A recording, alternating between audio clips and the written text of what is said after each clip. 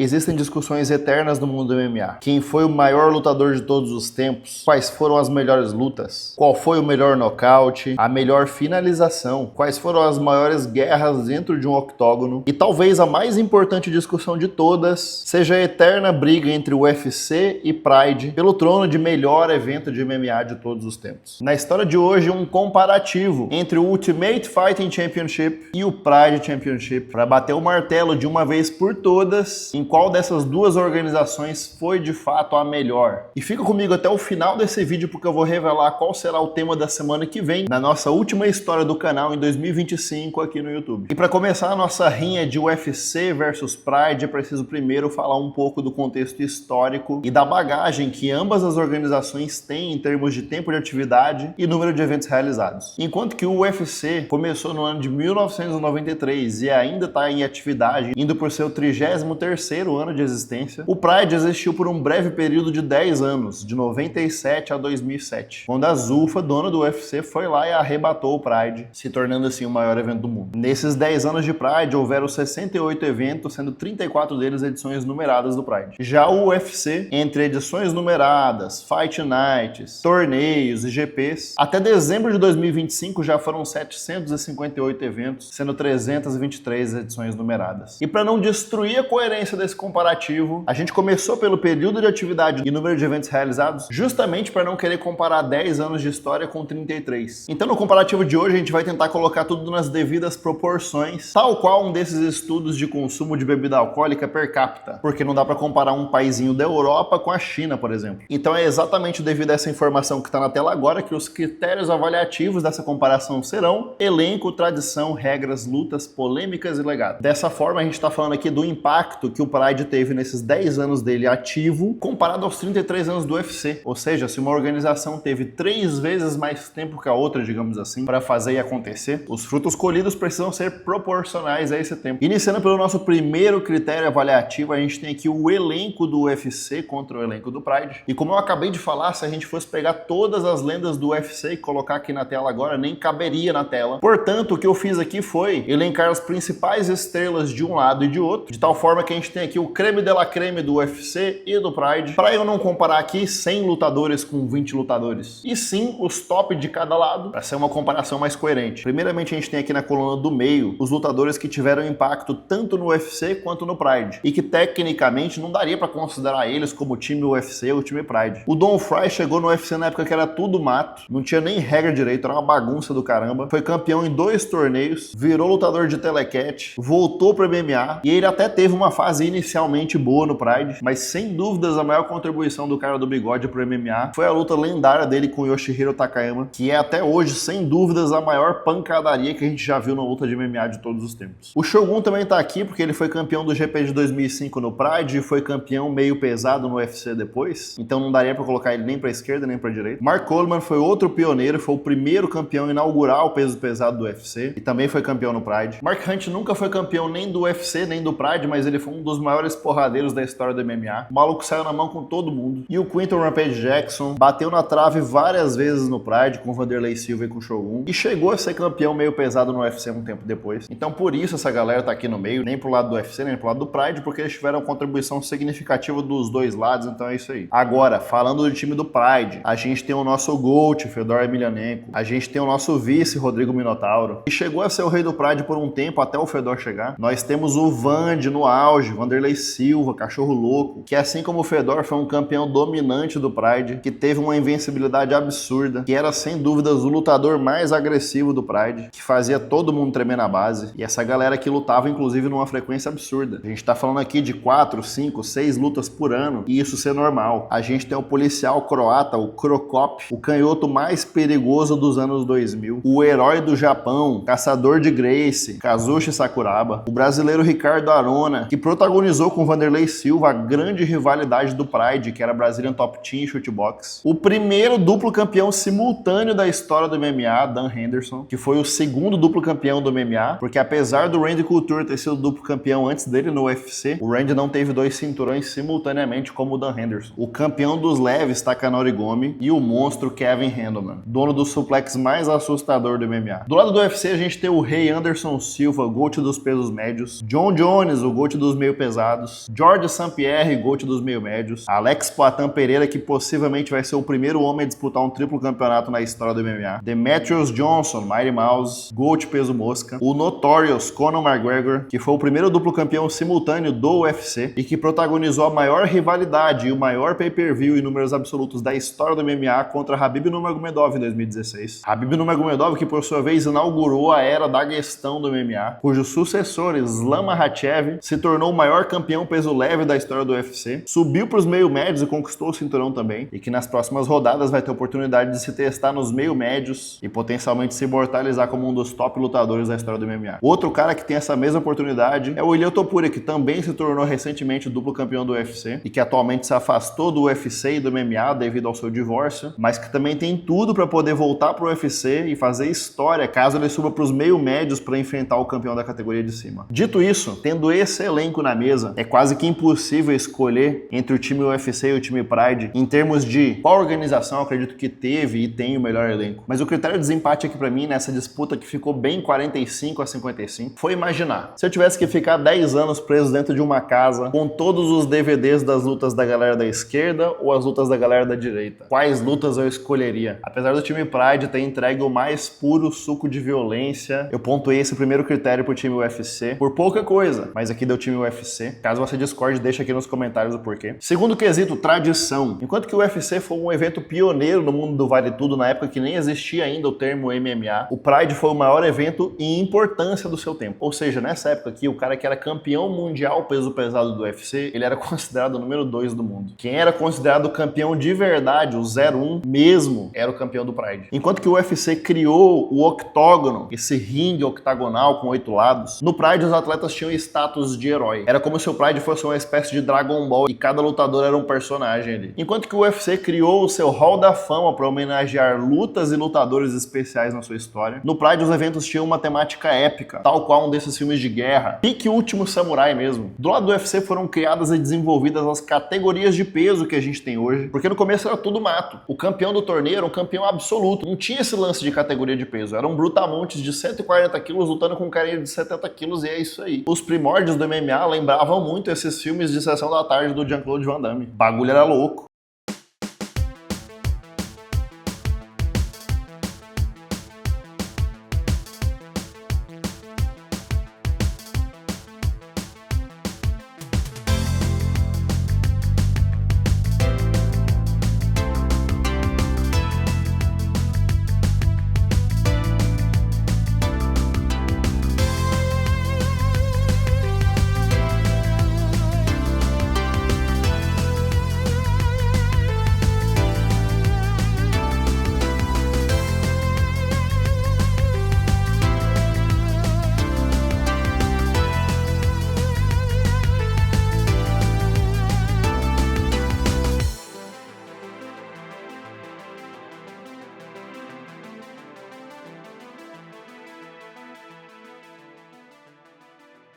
Já no Pride não havia o desrespeito e as vaias na plateia por nacionalismo, algo que no UFC é comum. Não só por parte dos americanos. Nos eventos brasileiros, por exemplo, é nós contra o mundo. Nos Estados Unidos sempre foi a mesma coisa. Já no Japão, a plateia era majoritariamente silenciosa. Eles sentavam e ficavam quietinhos prestando atenção na luta. Como se eles estivessem numa sala de cinema vendo um filme. Do lado do UFC houve a criação dos rankings por categoria e do ranking pound for pound. E no Pride haviam as gigantescas arenas, como a famosa Saitama Super Arena. E cada edição do Pride, que lotava ginásios inteiros, tinha uma plateia de 30, 40, 50, até 91 mil pessoas ao vivo. Enquanto que o UFC criou a Semana Internacional da Luta, o Pride entregou as lutas mais brutais da história. Dito isso, aqui no quesito tradição, os dois pontos mais fortes aqui pro lado do UFC foram o fato do UFC ter sido o evento fundador, pioneiro, que de certa forma teve que engatinhar pro Pride poder correr depois, e a criação do famoso octógono, que hoje é padrão FIFA em qualquer evento de MMA do mundo. Agora, no conjunto da obra, tudo que a gente tem aqui do lado do Pride, honesta e sinceramente, é mais foda que o ringue de 8 lados. E por isso, no quesito tradição, ponto pro Pride. Falando agora das regras. Enquanto que o UFC começou em 1993 e a propaganda deles era que não há regras, there are no rules. Devido à perseguição política sofrida pelo UFC, eles tiveram que aos pouquinhos ir se regulando e criando regras para virar de fato um esporte e deixar de ser uma rinha de galo humana. E foi assim, e também para se adequar ao tempo de pay-per-view comprado nas algumas emissoras de TV a cabo, que o UFC surgiu com um formato de 3 rounds de 5 minutos, ou de 5 rounds de 5 minutos em caso de disputa de cinturão. Do lado do Pride, as lutas já começaram com rounds e luvas, sendo o primeiro round de 10 minutos e o segundo e terceiro rounds de 5 minutos. Ou seja, o Pride, que surgiu 4 anos depois, já estudou o UFC e já começou desde a primeira edição acertando a mão nas coisas que o UFC teve que errar antes deles. Falando de regras, algo gritante entre o Pride e o UFC é que o UFC proíbe uma série de danos pro oponente caído no chão, enquanto que o Pride permitia tiros de meta, pisões na cabeça e joelhadas em oponentes caídos no chão. Do lado do UFC, as regras favorecem dominância e acúmulo de pontos. E do lado do Pride, elas favoreciam a resistência e a busca por nocaute e finalização. No UFC, as grades do octógono viabilizaram o desenvolvimento do que a gente chama hoje de jogo de grade. E no Pride, as lutas eram interrompidas assim que havia inatividade dos lutadores ou quando alguém caía além das cordas do ringue. O Pride tinha um sistema de cartões amarelos e redução de bolsas na fonte. Então, raramente tinha essa bagunça de dedo no olho em luta que tem no UFC até hoje. Os caras fizessem falta, era cartão amarelo, igual no futebol. Quantas lutas do UFC você acha que teriam tido um resultado diferente se eles tivessem esse sisteminha de cartão amarelo, corte de bolsa e redução de pontos na hora por dedo no olho?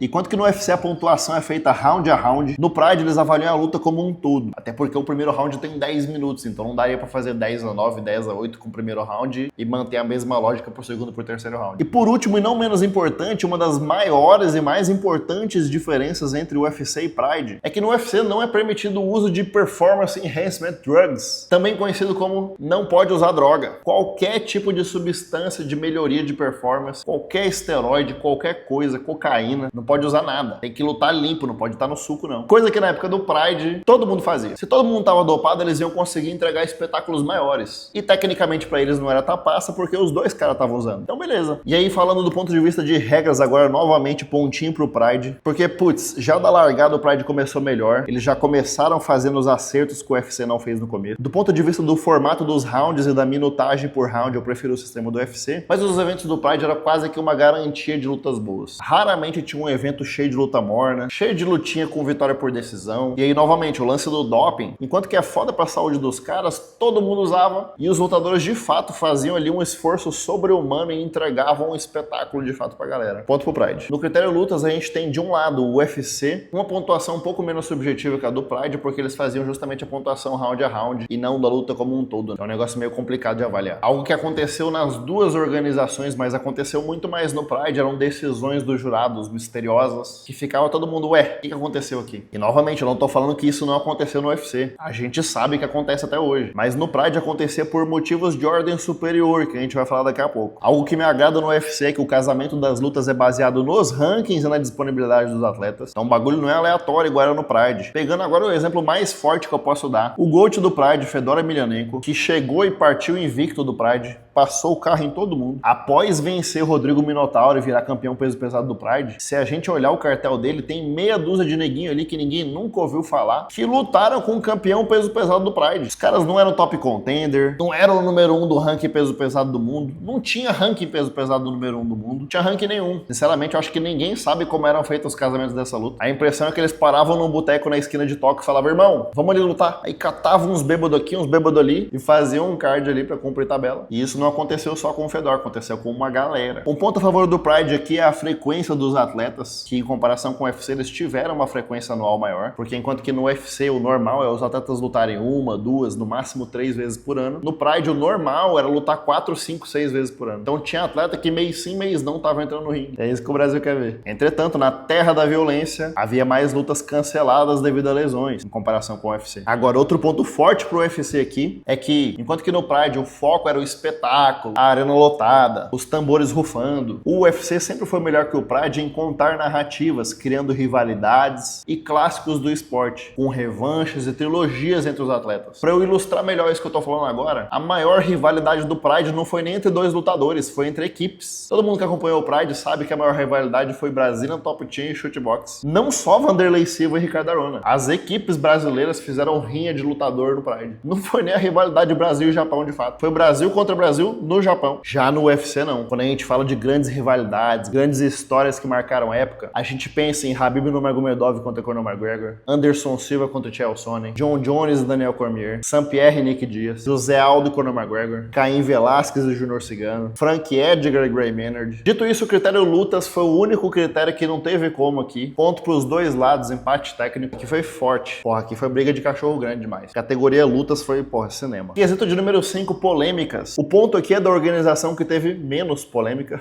E do lado do UFC a gente tem uma organização que explora os lutadores com contratos abusivos, que fala que os lutadores são agentes livres e não são funcionários do UFC de fato, e que ao mesmo tempo tem um termo de extensão que prende eles no UFC e não deixa os caras lutarem em boxe, não deixa os caras lutarem em outras organizações. Então, tecnicamente, eles estão presos no UFC sem ser funcionários do UFC. Os caras são foda. Em segundo lugar, o UFC não paga bem os seus atletas porque apenas 16% da receita do UFC vai para os lutadores, em comparação com outras organizações como o Bellator e a PFL, que pagavam 40% a 50% para os lutadores. Número que é próximo a outras ligas, como as de basquete e futebol. E que, fazendo uma comparação com outro esporte de luta, o boxe, que chega a pagar de 70% a 80% da receita total das lutas para os lutadores. No UFC, os caras recebem 16%. E desses 16%, mais da metade vai para os campeões. A migalhinha do resto fica para os outros 400 lutadores do UFC. Galera, começo de carreira no UFC, recebe $10 mil para lutar. Se o cara vencer, ele ganha $20 mil. Se ele ganhar algum bônus de performance da noite, nocaute da noite ou finalização da noite, ele ganha mais 50 mil. Mas se o cara perde, ele ganha $10 mil.